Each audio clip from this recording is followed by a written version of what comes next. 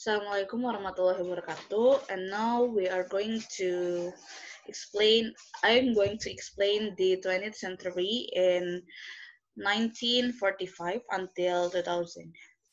And is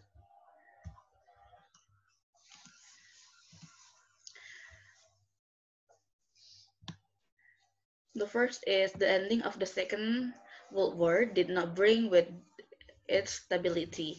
The world had moved into the atomic age with the dropping of bomb of Hiroshima and Nagasaki in 1945. With the atomic bomb, the war has on a knife edge. The war might end at any moment. The years since the end of the Second World War have seen a decline in British influence and continuing failure to compete successfully with the newly developing economy of the world. In national terms, the country has also seen decentralization. The region have competed with London for economic, social, and cultural influence. So after the Second World War, the changes in society, in ways of thought, and in literature were every bit as deep and far-reaching as they were after the First World War. The sense of fragmentation developed into a sense of absurdity, of existential futility, which assured and goes beyond the kind of futility expressed in the poems of Wilfred Owen. So the theater was dominated until the 1950 by well-made plays in standard English for middle-class audience. Few problem areas were touched on. Author both Noel Coward and George Bernard Shaw had found ways of making serious moral points, despite the censor's persistence. The plays of Beckett, A Born Panther, or Orton in the 1950 and 1960 are more colloquial and slangy.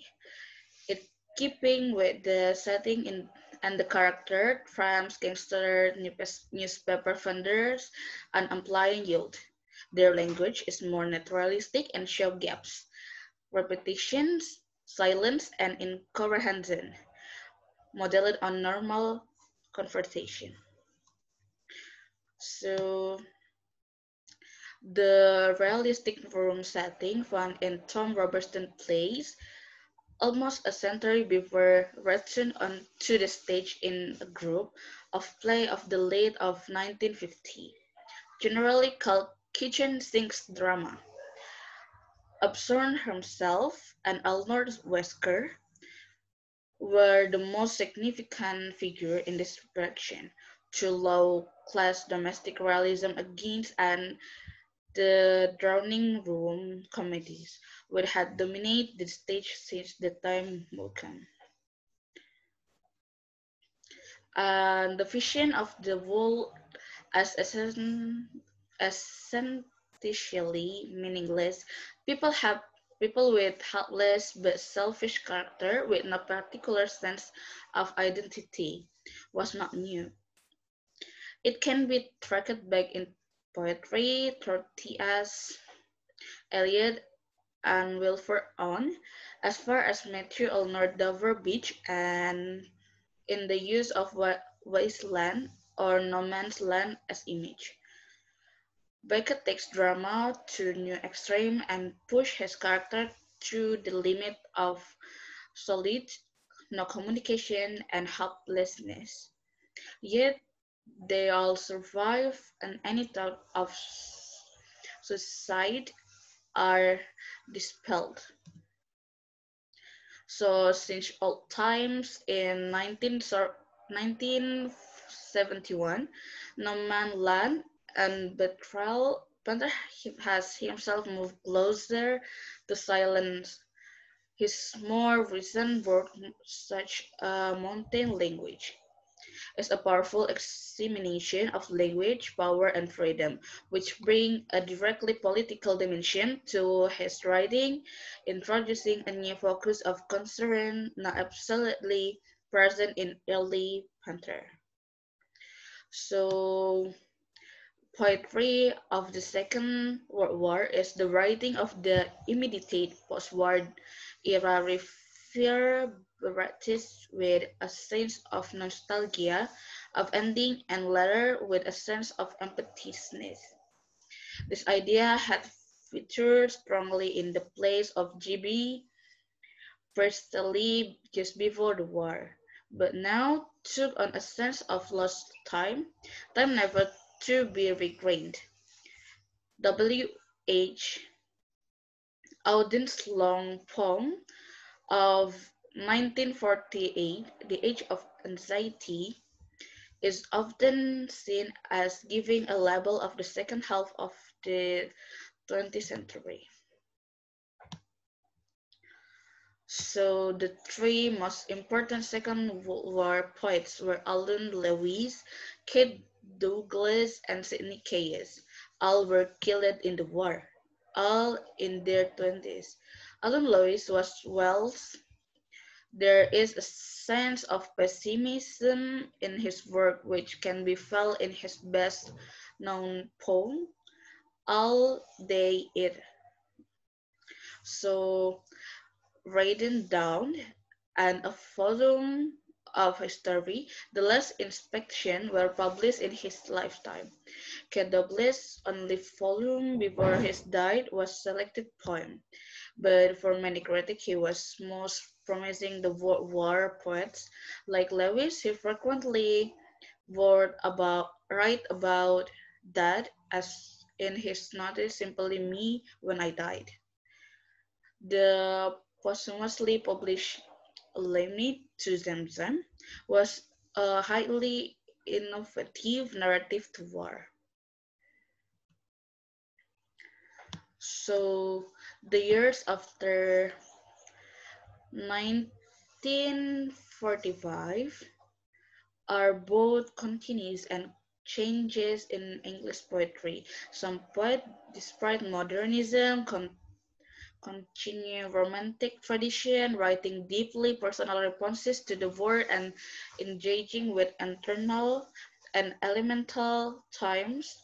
The central viewpoint in their poems in a single poise, recognizing experience directly and sharing them in generally traditional poetic form.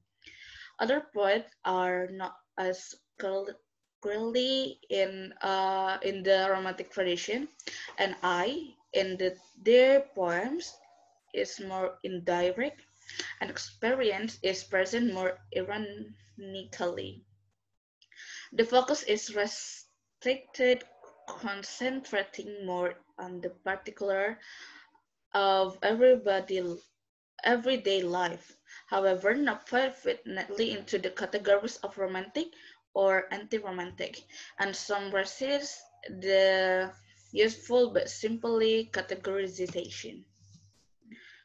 Many critics have educated his stage of mind with the psychology of the tutorial direction. The how word and action relate to forces underlying human and animal experience. The word is applied to politicians who believe in the use of force to resolve political problems. So Edwin Morgan is one of the foremost scholastic poems of the 20th century, not for experimental concrete poetry, which make visual images of words and letters. He is also a lyric poet and acute observer of the city of Glasgow, where he has lived and worked most of his life. So this is the novel since 1945 is among the voice which can be more clearly here in the novel is recent years are just the young and the lower classes, the voice of the new educated middle classes, the voice of women, racial minority guys and outsider of the many other types. Various subgenres of the novel have become bestseller with retaining intellectual capability, acceptability. For example, the working class novel, the Hampstead novel, the academic novel, the Scottic novel, the woman's novel, the magic realism novel, romance, thriller, and historical novel. Some genres, like a detective story and the spy story, have, however, begun to receive critical acclaim and to be recognized as major contribution to literature. The growth in cultural studies has meant that many previously unconsidered areas of written expression have more under scrutiny. So the novel of G.R.R. Tolkien created a fictional world that encompasses mythology, fable, and fantasy. The Richard the reaches a huge worldwide readership. Tolkien himself, as a philologist and professor of medieval language and literature, and his fiction contained many influences from that period. His hero, Blue, began as a hobbit whose adventure take him through the range of landscape and in course with heroes and villains in a modern epic in the form of a series of novels like The Hobbit, the three volumes of The Lord of the Rings, and the Silmarillion. So the mid-century novel is with August Wilson. Several stands of the late 20th century novel myth, an academic humor about personal relationships in the upper middle classes with a range of characters, often the middle age, who try to balance the conflicting demands of the world they live in, the will and the time, the past and the present, conformity and difference. He takes particular care to integrate homosexual character into his fictional landscape. Wilson is a writer to satire wit and sharp social observation. He looked back to Dickens and give the novel in the second half to 20th century some of its most carefully constructed and rich layered investigation and the human comedy.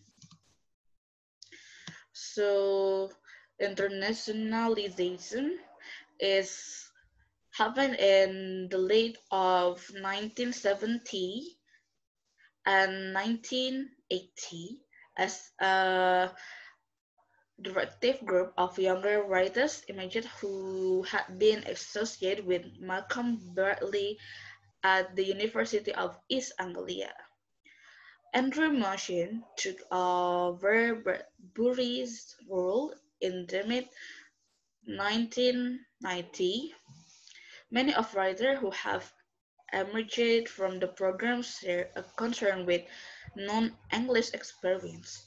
Kazuo Ishiguro was born in Japan, and Ian McEwan spent part of his childhood outside Britain. Other writers who do not belong to this group, such as William Boyne and Salman Rushdie, were also raised outside the United Kingdom, and Julian Barnes, who has set his novel in countries as diverse as French and Bulgaria.